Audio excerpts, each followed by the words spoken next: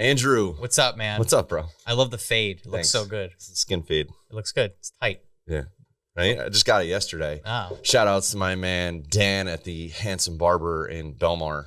Belmar. That's quite a trek for a haircut. Yeah, I used to go to another place that was a little bit more local. But they fucked you up, didn't they? No, you know, I don't want to like shout them out or anything like that. No, but they could stay anonymous, but if they didn't do... Here's the scoop, bro. Like, look, I understand like everybody runs on a time regiment, right? Like, so they allocate certain amount of time for certain things.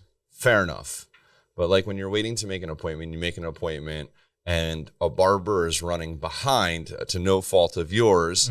And then they want to, let's say, take away from the quality of work that they want to give you, tell you that they don't have time to do something or whatever because they're running behind. Are you like friendly with them? Did they get too friendly? Dude, I've been going there for years. They were too friendly with you. And, you know, when you tell me like I get a haircut and a beard trim, like that's a guarantee when I go in. And when you tell me you give me a haircut, but you don't have time to do a beard trim, like I waited like, you know, however many weeks to make this hair appointment to get in. Like, I'm not cool with that, right? Yeah, well, that's a customer, you know, if you have a customer that's loyal, it's always better to make them happy than to... Yeah, definitely. You know, tip every week. Gizmo's over here. He's trying to get in the show. That's funny, too, to think about, like, hey, I don't have time for you because I have another customer that's coming in. You're just running behind and whatever, you know? Well, it's like they're a customer, I'm a customer. What's the difference? Who's coming in here, you know? And I've been coming here for years. Yeah. And then a lot of the staff, I guess, that was there, I mean, they had some sort of falling out with the owner for whatever reason. And this particular guy was a barber there, decided to open up his own place. Oh. And then the other, a couple of the other dudes from the other place went over there. Like, hey, man, it sucks here. Come down to Belmar. Yeah, it's not bad. It's right over the bridge from the Avon side. So it's like literally right across from the lighthouse over there. Yeah. You know what I'm talking about? Yeah. All right. Good talk. About good haircuts. talk. Good talk. Haircut talk. That's what the podcast is about. Just kidding. I mean, I think that we talked last time we got together, you know, obviously, you know, we're shooting video. You're shooting video here. We're doing podcasts here. You're doing podcasts here. I'm doing mine here. Aaron, LG Insurance, does his here. And we talked about quality. Because there's been a couple times where guests have come in and they just start fading away from the mic. You know, I think that's subsequent to and let's talk about that because that's something that drives me crazy from the back end on the production side is like we have all these elements in place for everybody and then they come in and then they fail to perform, let's call it, right? And I think that there's a double-edged sword here. Two sides to blame. One is the person, but you can't really blame the person because you prep them prior to the show. Yeah. They don't really ingest it, right? Yeah, they're not like seasoned vets of doing, you know, podcast, video, whatever. And they also don't realize that like things are malleable when you're doing shows. So like just because the microphone is over here, doesn't mean that you can't pull it over here. They get nervous that this is like a delicate like vase or something, you know? So I think the other portion to blame is maybe us a little bit. Maybe we need to spend a little bit more time with our clients, both yours and mine, and saying, look, you know, like when you're here and you're podcasting, you know, you can touch the microphone. You need to be close to the microphone. You need to use your outside voice when you speak. This isn't like, okay, I'm on TV now. Well, they get nervous too when they start talking about sensitive topics or something. They might start to like really. Yeah, why is that? Like, how does I think it's like a psychological thing where they just start to, you know, or sensitive topics, they start to treat it like their voice gets sensitive or something. But I don't know how to approach like you were saying before, you don't want to interrupt them while they're doing it. And you try to prep them. I've seen this happen on like bigger professional podcasts where you try to prep them beforehand or you tell them while they're doing it. And they're not really paying attention to what you're saying. I had somebody, we did an on location one. It was kind of like it was a little disorganized. I thought it was just going to be, say, you know, me and say Aaron sitting down just BSing, and we had people come on, and they had a handheld mic, And they just start like waving it around or just holding it like down here. And it's just like, what are you supposed to do if somebody has the microphone and you're supposed to have it like this and they just start drifting away with it? Like, what are you supposed to, like you were saying before, you got to interrupt them and then takes them out of their train of thought. It happens all the time, man. So like, what do you know, I guess that was the point of us talking last week and doing this is having a video like this where we could talk about it and then maybe take, have a long form content video and then maybe take it and like chop it up a little bit more to kind of bring it to people's attention. Like we were talking about with homie Trent, like you got to have kind of like that more digestible content, smaller stuff. And, this is drifting a little bit more away from the technical side, but, making good content and what you could do with that content. You mentioned Gary Vee as well. I mean, he's kind of gone off the deep end a little bit, but he can because he has 80 gazillion followers, right? So it doesn't matter what he puts out. Yeah, he's just always like, he's walking from one. There's like a camera following him in one room, and then there's a camera waiting for him in the other room. He's taking his shit, and they got like 2 different cameras on him. He's streaming it live, like maybe going a little too far, or maybe that's what we should all be doing. I couldn't imagine doing that. Like I shoot, like we were talking about TikToks before. I shoot a majority of them in my car.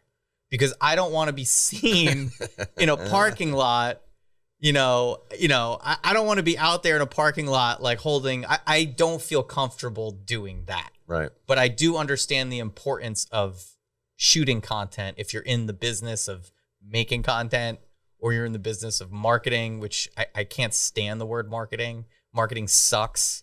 I know I do that, but like I don't. Everything is marketing. Yeah. But there's a way of conveying information and there's a way of entertaining. And then there's people that are just flat out bullshitting people. And I can't stand that. When I see those little ads, have you seen the fucking on YouTube? I know you've seen it.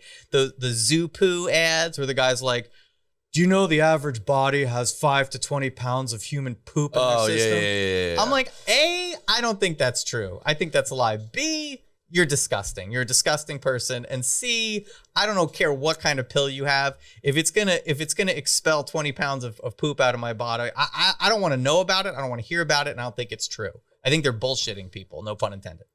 So I don't like that. If that's marketing, I don't want to be associated with that.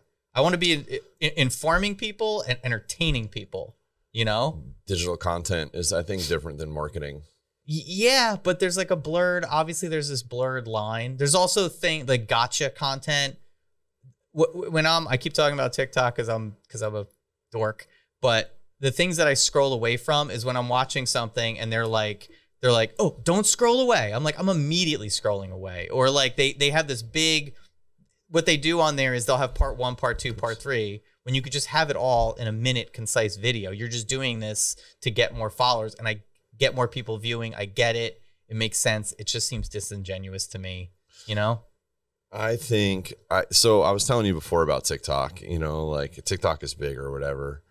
I literally grabbed TikTok before it even became like a thing. I read this like off the cuff tech, like app tech, like forward looking kind of thing, and said, check out for this new app called TikTok, right? And I got it. I created a profile for it, and at that time it was really solely based off of doing just things to music. Yeah. And I was like, I'm 40 years old. Like, this is not for me, man. Man. Yeah, I can't do it. And then lo and behold, months go by, and I'm not saying like I was like Nostradamus or something like that. I just chose not to do it. Months go by, and it's like the biggest thing in the world. It was really big during the pandemic. It used to get so many views on stuff. Now that more people are doing it, it's a little more regulated. It's not run by China, so it's like less. It's kind of annoying right now. Like I did a CBD pre-roll video. I did a part 1 and a part 2. I did a part 1 before I smoked it, and then I didn't show myself smoking. It was a CBD joint. There was no weed or THC in it. Weed's legal. True. But they don't like it on the thing. So I'm like, what'll be, this shouldn't be a problem. I wasn't even showing the joint in the thing. Let me say that again. Weed's legal. I wish we had headphones. Yeah, well, you took them away. Anyway, I digress. So they wouldn't. I got blocked on the second. They sort of got shadow banned where it only had one view on it. My other ones were having a couple hundred on there, and then this one had like 0. So they're monitoring it more, and you don't. Since it's so diluted, there's so many people, you get less eyes on your stuff. So it would have been great to catch the wave the same way it would have been great to catch the Instagram wave or the Facebook wave. Because now with my clients, I struggle on Instagram to get them more followers. You know, it's really hard. It used to be when apps first come out, it's easy because they want you to use it, and they've gamified it. But Instagram has like made it so that it's really hard for somebody on the come up to get a lot of followers. Agreed. And I can essentially relate to this because I started a new Instagram for Wreck'd. Oh yeah. You know, when we launched Wreck'd, and it's so hard to get followers now. I mean, even with the amount of people that we have passed through the studio, even though they are awesome about, you know, sharing tags or geotagging the studio or sharing our stories or whatever, still it's very trickle to actually get people to commit to actually following your page is like minimal anymore. Yeah, you have to have something that grabs their attention in a way that like it's just kind of it's just a pain in the ass, and it's super, super tedious to do. He's great. Come here.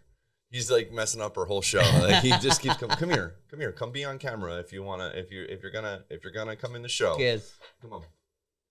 While everybody tries. You got to have more. If you want to get more followers on Instagram, you got to have more like dogs, babies. They do really well. Is the reason here that Andrew and I keep looking away. From the camera every 2 seconds. I was looking because you kept looking, and that's the funny thing is it brings up another point as far as a quality podcast or how to do a podcast. If you get distracted and the guest sees you distracted, then they get nervous. Yeah, because I have such bad like attention, like my attention span. It's really hard for me to focus, and I have to be cognizant of the fact that if I start acting weird, or it's like that. God, what movie was it? Better Off Dead. It was one of them where John Cusack starts rubbing his nose, and they have this inner monologue where the girl he's talking to, she starts rubbing her nose, and they're both just sitting there freaking out, rubbing their faces and stuff. So you really have to be cognizant of that too, as far as engaging the guest. You know, there's so many parts to it in order to make it good. You know, aside from it actually being good, there's things as far as the quality and how you are acting while you're doing it, or the balance between giving a shit and not giving a shit, like making sure it's good, but not getting so uptight, you know? That's why if I could smoke weed during my shows, it would be much better. I couldn't even imagine like smoke. When I would DJ, I remember one time I smoked weed and I had this like DJ gig and I was outside and it was really cool, but I was freaking out to the point where you're listening to 2 different songs at once and like nothing sounded right. And I was freaking. I can't do that. If I get, I could drink, but I can't get high. Otherwise, I get really like, I get paranoid. I guess, you know, that's why I started doing more CBD. So, you know, helps with the paranoia. But as far as the technical stuff, let's go back to that. We talked a little bit about the mics for podcasting and the position and the voice, like letting people know. You know, you could grab the mic and just adjust it if you need to adjust it. But beyond that, what do you do to make somebody comfortable, or how do you let them know? I don't think there's a way to make people more comfortable with mic work. I think that mic work comes from experience. Yeah. You know, I think that you watch somebody that starts out at an entry-level podcast and then, you know, does it for a year, and they go back and watch their first podcast versus watching their year later podcast. I think they'll see 2 levels of growth, not just in their content, but just in their mannerisms, the way they handle themselves, their technical element, like the microphone holding. You know, I think my best advice to novice podcasters is, you know, audio is everything. Right? Because even strip the video part away from it, people are tuning into podcasts started out naturally audio wise. So and you were alluding to this a little bit earlier about, you know, great quality, shit content or shit content, great quality. Either way, on the spectrum, you really need to be cognitive of the fact that your audio is king here. So test your audio. You know, if you have a console like this Rodecaster here, you can record your content, listen back to it, and then come back and say, okay, what needs to happen here? Do I need to bring my volume up a little bit? Do I need to talk a little bit louder? I think that listening to it, like even when you podcast too, and you don't have something like this and you're recording on your computer or whatever, go back and listen to it.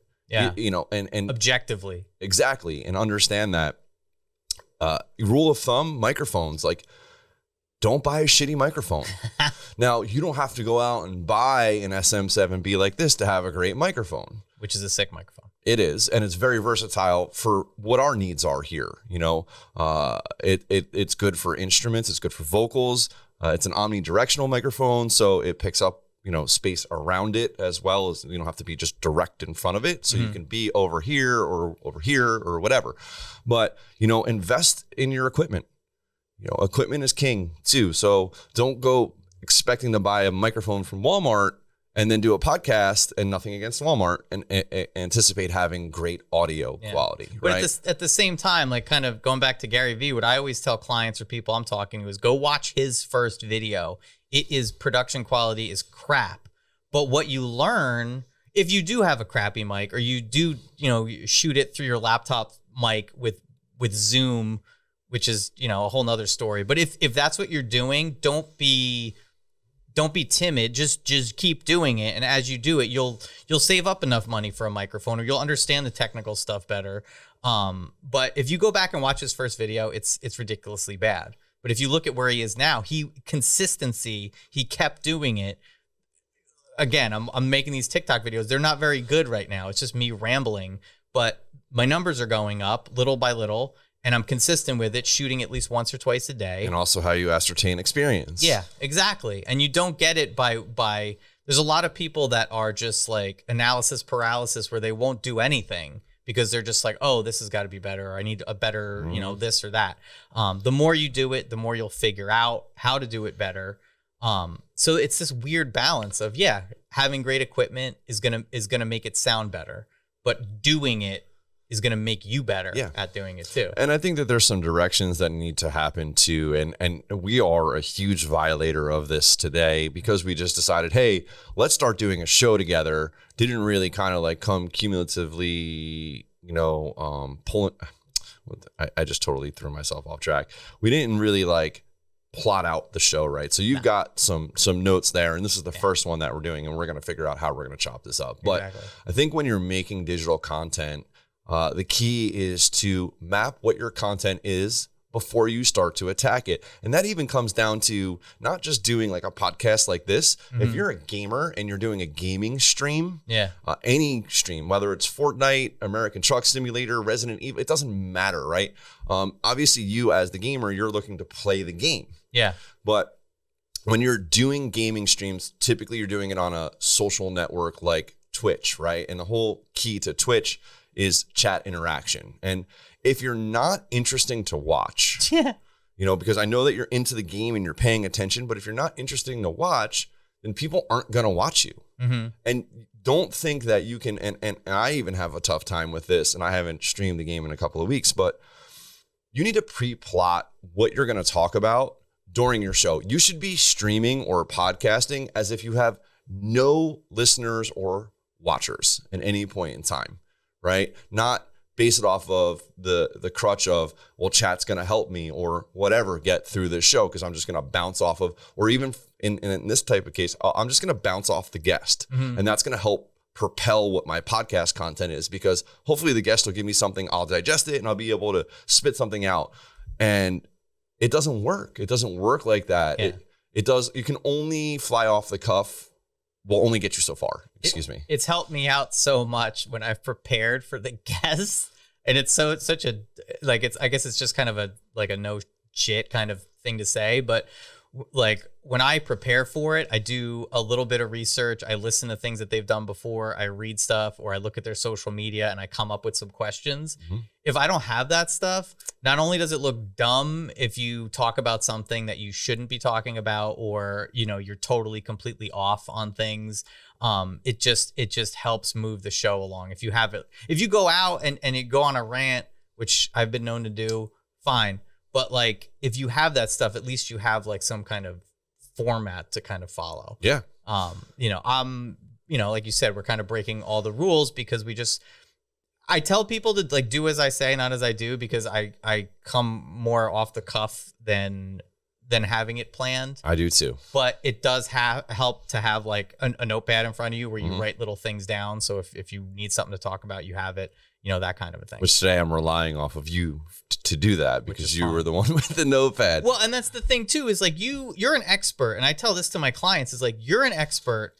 It's easier from the dawn of civilization, when cavemen were like banging rocks together, making fires and grunting at each other. Like, we're vocal. We talk about stuff. It's natural. It's not as natural for me or you to write down something and then read it. Anna Faris has a podcast, which I've mentioned to a bunch of people, and it's so pre-produced. It's so like not natural that I couldn't listen to it. It was horrible. But you're an expert. So if I talk to you about what you're an expert in, you're going to naturally come up with stuff, which definitely, you know, obviously helps. It helps with the clients I work with, where I could just ask, I could think of the rudimentary questions because I'm ignorant.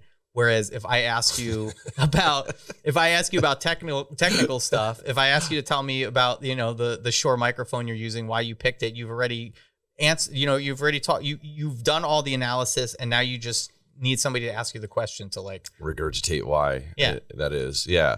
You know, I don't know how I want to chime in on this, where I'm even going to go. I got a little sidetracked, but, yeah, I think if we pull back to what we were saying earlier about, you know, pre-plotting, like I do appreciate that part of your show. Even like the Totally Local, when you came here to interview here, you know, the back end research allowed you and I to share something in common as strangers, right? Yeah. And it perpetuates the show itself. I think that I really don't know what I wanted to talk about this, to be honest with you. That's fine, because I could talk all day, every day. So I could kind of fill in the gaps while you kind of think about it. There is a balance to, you know, doing your research, figuring out what the guests have talked about, maybe on other things that you could touch on, but maybe you want to get more in depth into other stuff. You know, the main point of us doing this right now was to just talk about how to podcast. There's a podcast that I love that my friend Taylor Allen and his friend does right now called Scaredy Cats, where his friend can't watch horror movies. He gets really frightened, so they made a podcast about it where they watch a movie, and it's great. But like we were saying before, it's great content, but the thing that makes it difficult to listen to, although I do listen to it because I love it, and Taylor Allen's hilarious and he has great guests and it's an interesting topic. It's just super bad. You're sitting in a room where you could hear the room.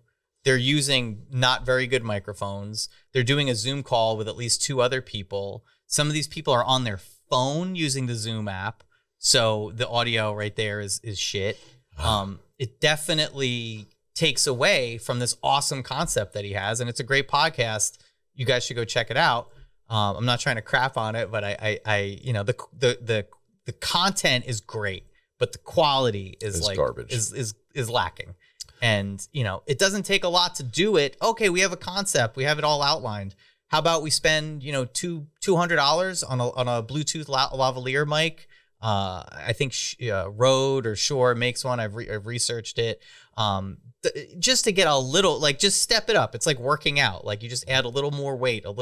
Just keep doing a little more exercise, whatever you're doing, little by little, and it'll get better and better, you know? You actually inspired me to talk about something too. Nice. In talking about the phone portion of it. So we have some clients here that do podcasts, right? And I see all sorts of things that really drive me crazy on your show. So James goes, I could see him. His gears start turning. Let me give some perspective. Cell phones, right? I understand, like, if you're doing some research on your phone, right?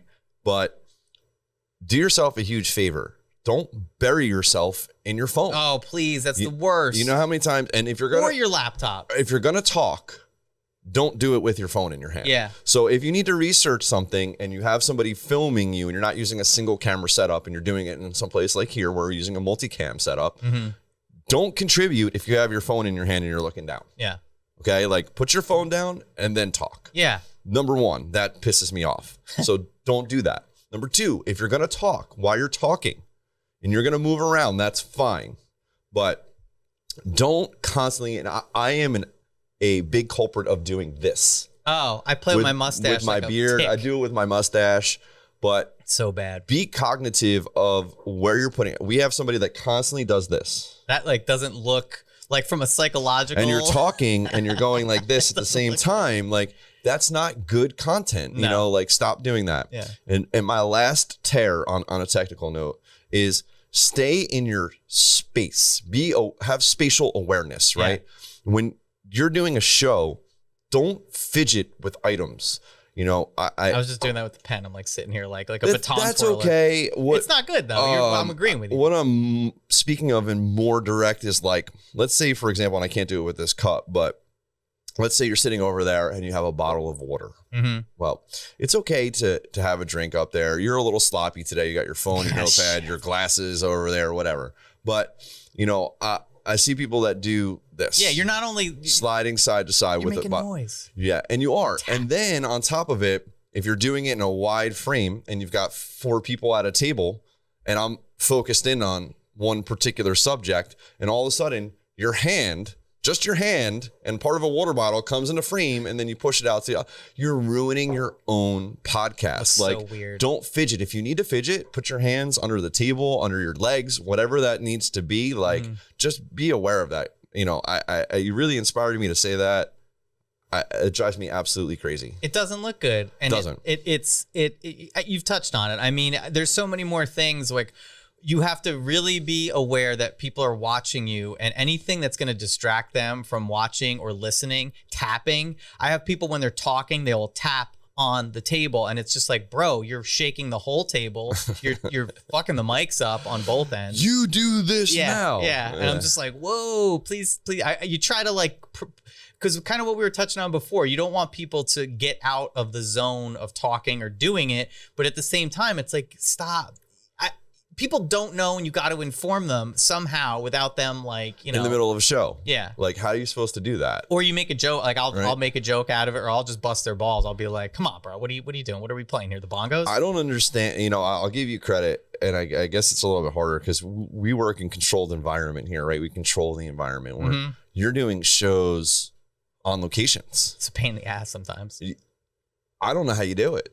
I don't know how I do it either. Sometimes you come up with the chaos. It creates content sometimes. Other times, as I was saying before, I think I was telling Trent, like the video dropped out and I didn't have any control over it. Or whereas we've done that here before, where you're shooting a video and say a glitch happens, we could cut and then edit it back together. And if you're doing a pre-record, not a live stream. Yeah. The live stream, I'm still. For some reason, when you do, I'm tapping.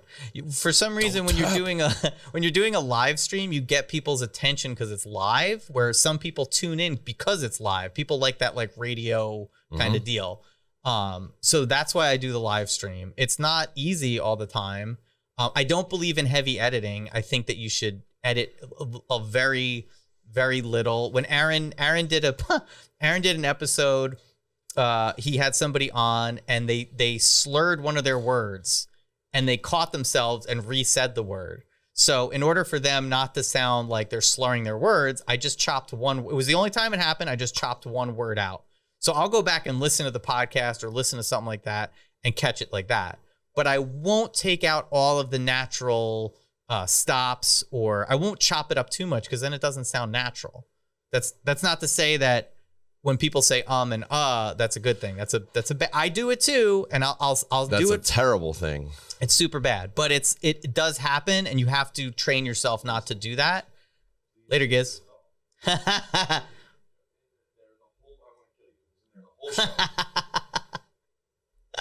Sorry. It was okay. Giz added something to the a little spice to the show. Yeah. Damn it, Gizmo. But you know, we've touched on so many things, and I think going forward we could do that more. You know, as far as breaking stuff down. Now, I did have some things I wanted to... What do you have on your notepad? What do you have on your notepad? I mean, you want me just to go down the whole thing? Well, let's do it one at a time. All right. What do you got on your list? Let's have it. First thing I wanted to talk about is I've talked to you a long time about shooting a music video. I'm glad Trent's here because Trent's going to he's going to be the camera guy / director when it comes to the video. Something we're very versed at.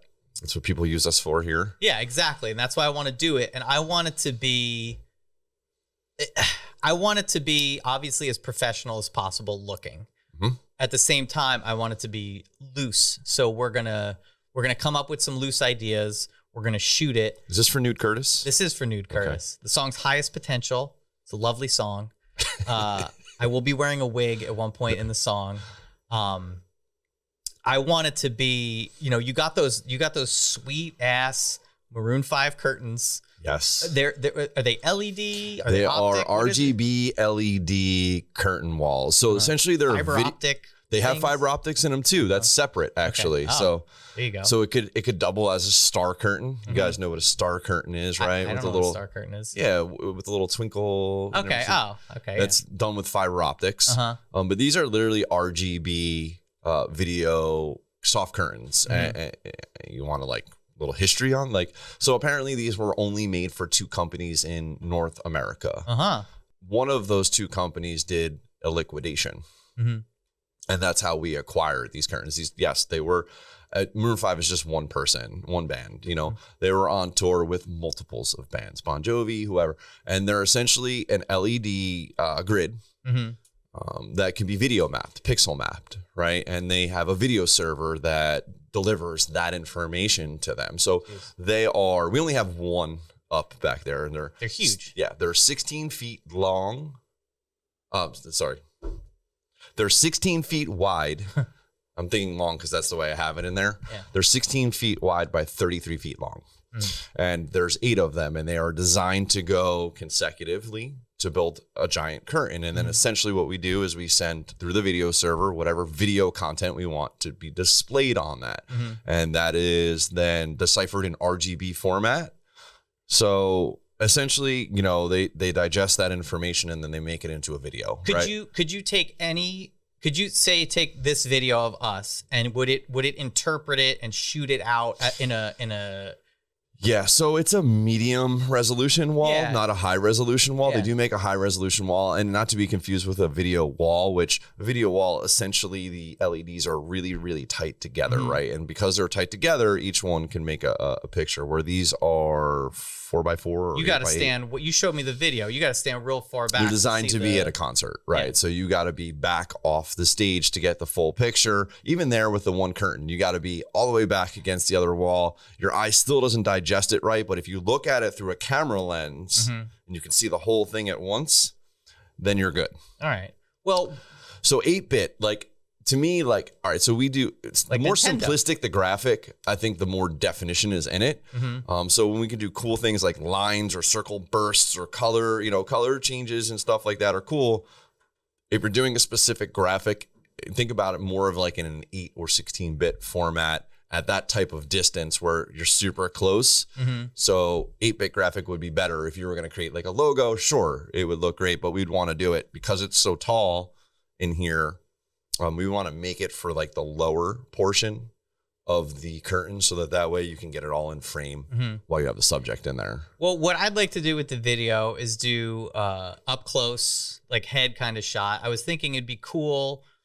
I want to use what we have in the best way possible and not overthink it or overdo it, because it's going to look awesome in my opinion.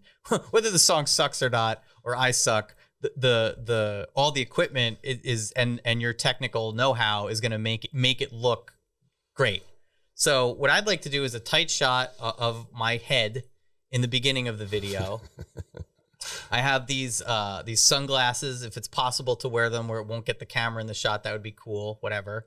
And I'd like to figure out, because I've told you before I wanted like lights shooting by my face, but maybe if we could like take even just that curtain and like make something where it's just there and the lights are shooting by You know, something like that to start it off. We've got all sorts of cool ideas for the curtains. All right. You could do that. We talked about making like a back and forth like easement maze of curtain itself. Yeah. You could take those curtains and essentially wrap them around the entire studio, and essentially to kind of, if we took another one and we said we start where the middle is there, because 2 would work perfectly. Start in the middle, we come around and curve this way and around and curve this way. So essentially you're making that kind of amphitheater kind of feel around. So it's around both sides. There's the problem is the weight. Yeah. They're not like very light at all. Well, so I'd like to start tight like that. And then by the second half of the music video, I'm going to be dressed somewhere between, you know, a hair metal, maybe professional WWE wrestler, somewhere in there. So by the second half of the video, I want like, you know, I want it to be like concert ridiculous, like white lights, like blast, smoke machine, whatever. And then it's like pulled back, boom. And I'm in a ridiculous outfit and we're shooting the second half. Okay. You know, and that's the loose idea. And to me, what I want to do more, I want to make sure it gets done. I want to exactly just like that. I want it to be as big and ridiculous as possible. Whatever toys you could pull out to make it look as ridiculous as possible, great. And that's basically, you know, hair metal wig, close up in the beginning, using the LEDs, and the big finish, cheesy. Dude, I think like the Beyonce fan. Yes. For that, like hair metal wig, and like the Beyonce fan with just like an absorbent amount of like just smoke just going in front of you. So we'll have the stationary camera set up, and then Trent can like just hold your camera and then just shoot it with a gimbal though, Trent. Yeah. With a gimbal. With a gimbal. So anyway, that was so when the are we first doing thing. this? I've heard you talk about this 100,000 times. I want to stop talking shit and I want to get it done. So Trent, we got to coordinate, all 3 of us, when we have time to do this. It could be 1 day, it could be 2 days, however it'll work. Let me know what your schedule is and we can kind of figure it out. You want to try to do it at daytime or nighttime?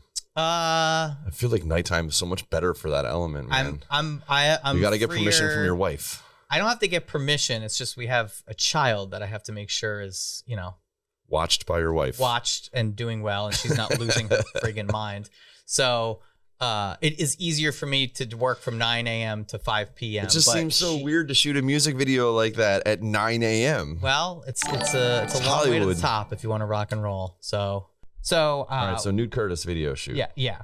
What else is on your list? Well, I mean, this is all other I'm having a DJ guest tentatively next Friday, if you're around for that during the day, Friday.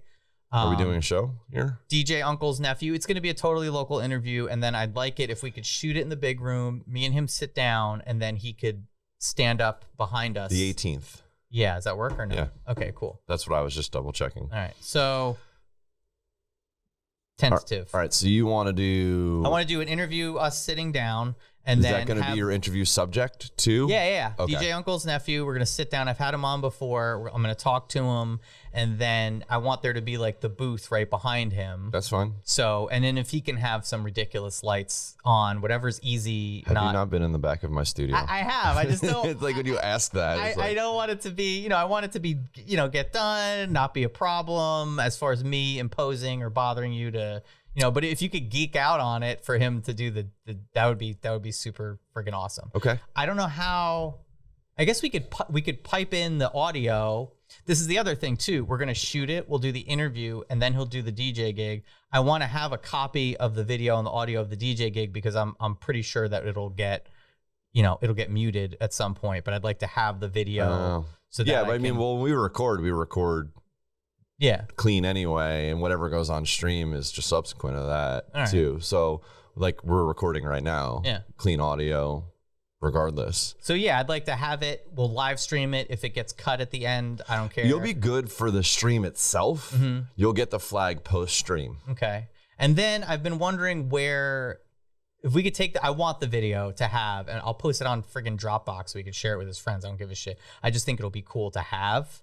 I don't know where we can post it to where, you know, maybe on like dude, the internet is so terrible to the DJ world. Yeah, it's ridiculous. You'd think that it'd work like Spotify where they just get, you know. It makes me so annoyed. I get so annoyed by this topic. Yeah. I really, really do. Like, I understand that record labels need to make their money. Yeah. I understand that these DJs are paying for these tracks. Yeah. Now, the gray area comes in your broadcast, right? Are you broadcasting the track? Blah, blah, blah, blah. Yeah, but blah. get credit the same way they do it, you know. Exactly. You know, like, it's not like these guys are ripping the songs and playing. And I especially get annoyed with this on Twitch because we were doing a DJ stream original content on Twitch, right? Now, Twitch is owned by Amazon. I've mentioned Twitch before. If you got to be on planet Mars if you haven't heard of Twitch by now. Yeah. Right? They're owned by Amazon. Like, Amazon, who's going to put UPS out of business soon. If you notice, they got the big delivery trucks, they got the planes, they got everything going on now. They got Jeff Bezos out of the way. He's shooting himself up in the space. I hope him and his brother make it. Amazon has a music service also, right? They have Amazon Music. Yeah. So why can't the corporate execs or the board or whoever come to the table with Warner, slow and old, Sony Music Group, whoever, and say, hey, look, streaming is what people are doing now, right? Putting content on the internet is what people are doing now, right? You can get flagged for having a performance in the background while you're doing your stream. I've had that. You get copyright, right? I had somebody playing like DMCA. surf music in the background and they got flagged. It was like a record. Come to the table and sit down and say, hey, look, what do you guys need to make for the year? Let's call it for a year, okay? For the year, that says that you get your money and our streamers, our people can put the music content on the internet. And come up with a number. I don't care if it's $1 billion, right? Let's say that's the number. And then you take a service like Twitch or Facebook or whoever, right? You take a service like, I'm just gonna use Twitch because I think this is more tangible to me. Twitch has a bunch of people. You can be on Twitch for just, you know, as a casual person, right? You can be an affiliated partner with Twitch, right? Where you can monetize your stream. You can be a Twitch partner, which is the next level up, where you have sponsorships and all of this other stuff that are going on. And you can pass along a nominal fee. Even if it was monthly, say it was $11.99 a month from all of your Twitch users. And that got the money to pay off the record company for the year. It's too simple, man. It's too Everybody easy and would simple. I would be like, okay, you can take $11 or whatever so that I can do whatever the fuck I want on the internet. The alternative is using a decentralized. They've been taking everything that we know. They've been taking it and making a decentralized blockchain version of it. So there's BitChute, there's DTube, which is an unfortunate name, but you could put stuff on there and people can go F themselves. DTube? Yeah, DTube. Decentralized tube, but it's called DTube. Not a good idea. BitChute. But if you go onto those sites, it's full of, you know, disgusting, you know, stupid, crazy, all kinds of conspiracy theories that are just out there beyond what a normal conspiracy theory is. But you could put it on there and you can't really get in trouble. So maybe I'll just put it on there and tell everyone to go. Yeah, but nobody's going to those sites. Yeah, but at that point, I could share. It's not traveled. Well, at that point, you could take the video and say, at least I could say, hey, click here and you can watch it. People probably won't click on it. It doesn't even matter anymore. Yeah. I mean, it's ridiculous. Like, I literally license music from a music licensing site to put in videos and stuff. I've got my own shit, like Nude Curtis songs I've used, and they've gotten flagged. I had to say, this is me. I am Nude Curtis. And I get flagged, and I got to submit the license number, and it still takes it down for however long it takes to get the appeal process done. And it's like, dude, come on, bro. All right. Well, so there's that. Okay. We went over a lot of stuff. We talked about a lot of things, and I think this is a great place to start, in my opinion. We've talked about the music video. About all the shit on your list. Huh? Yeah, we did. We talked about that was everything. Mic for podcasting, how to podcast, pretty general. Color lighting, striped shirts, being drunk or stoned, curtains. Wait, we didn't talk about quality. Being drunk or stoned. We touched on it. We didn't touch on it. Well, if you're gonna do a podcast, pretty much don't be drunk or stoned on your podcast. I mean, like, don't drunk, maybe not. Yeah, don't. You could have a beer, maybe. You know, if you could hear the ones where I'm drunk on this, quite a few, especially those Zoom ones where it was like the lockdown, I was kind of drunk. But, you know, as far as being stoned, if you're a stoner and you could smoke a lot, then go ahead, go for it, knock yourself out. If you're new at it or you don't normally smoke, don't smoke a lot. Like I can't get baked and do a podcast because it'll be kind of dumb. If you want to have a serious podcast, I think you got to clarify that. But like, it's not going to be quality. It's not going to be as good if you're super drunk. It's just not. Have you ever been sober and talked to, like, been at a party where everybody's drunk? Yeah. It's the same thing. I mean, I don't know. You could drink, don't be drunk. You could smoke, don't be baked. Know your limit. I agree with that too. Like when we do our Friday night show, you know, like we did shots of rum 2 weeks ago while we were doing the show. But that's what like the viewers were looking for us like to do to that's take fine. shots. I've done shots on it. I've gotten kind of litty, but like, yeah, but not fucking wasted. I've had guests on a Zoom podcast where it was me and two other people on two separate houses, and they were texting back and forth to each other, being like, "Is he okay?" You can go back and figure out which podcast it was, but I was loaded, and they're like, "Is he okay?" And like, I don't even know what I was saying, like whatever. So like it's gonna make you loosen up a little bit if you do a shot. Drink responsibly if you're of age. If you have substance abuse problems, I'm not condoning or advocating, but if you want to drink, you know, you have to be responsible. Otherwise, you're just going to either say something really not good or you're just going to look pretty bad. Governor Murphy's going to come give you his donkey smile. Exactly. I don't know exactly if that's a euphemism or something, but anyway. No, I just think of his stupid looking face. Oh, that's the other thing too. Politics. I personally try to avoid politics. I have my opinions on stuff. Ultimately, I think the world is a cesspool of corruption, and the government is run by corporations through lobbyists and fundamentalist bullshit people. But I try to avoid politics. Unless you're fucking Joe Rogan. Yeah, if you want to have a political show, you'll probably get a lot of views. You could lean into it. You know, like that dude, Tom McDonald has a new song. And the funniest thing is that guy, he's an independent artist and he's a rapper. I don't think the song is technically very good, but it's interesting.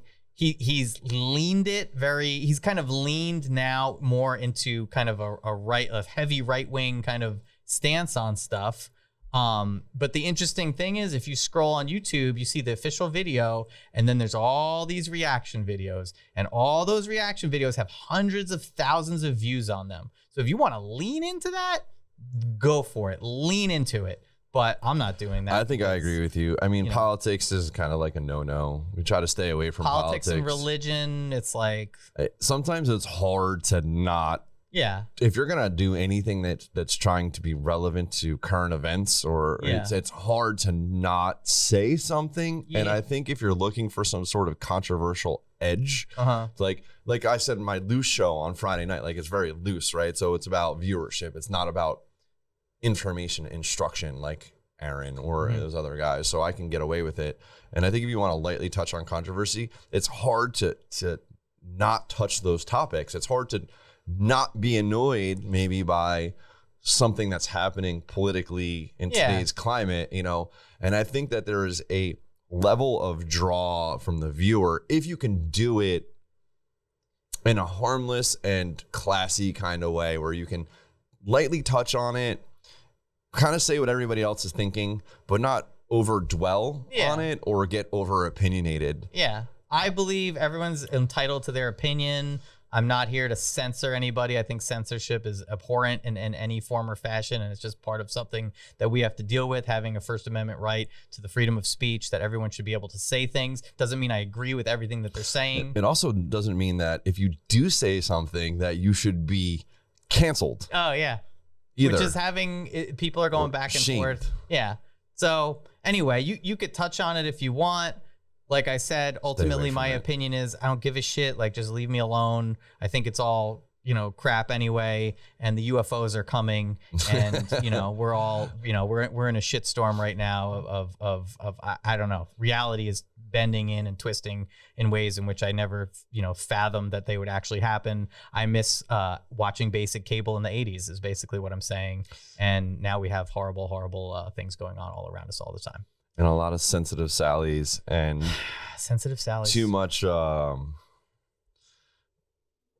too much. Well, I want to say, let's say instead of too much, to say lack of privacy and too much opinions. Yes, and people are always, whenever you do anything like this, you put yourself out there. People are gonna have their comments. Who and fucking you gotta cares? be able. You gotta have thick skin about it. But anyway, Right. you know, I think we've touched on everything pretty much.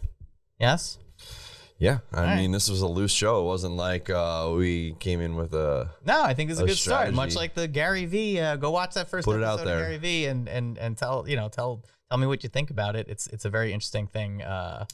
But I think this is a good start. I think it's just basic information to get out there so people make content better. Yeah, we can chop it up however we want, Yeah. or use a full version, or. I think, well, that's the other thing. Maybe we could talk about that next time. Content scheduling, and then having a content plan where you're taking something from YouTube, starts off at YouTube, and then you start to chop it up. IGTV, you put it on TikTok, you put it in Reels, you make maybe quotes about it, you make some graphics, but you start with that main content going on, a full version of it going onto YouTube, and then you make clips out of it. So you can make tons and tons of other content and then schedule it out. We can get in that next time.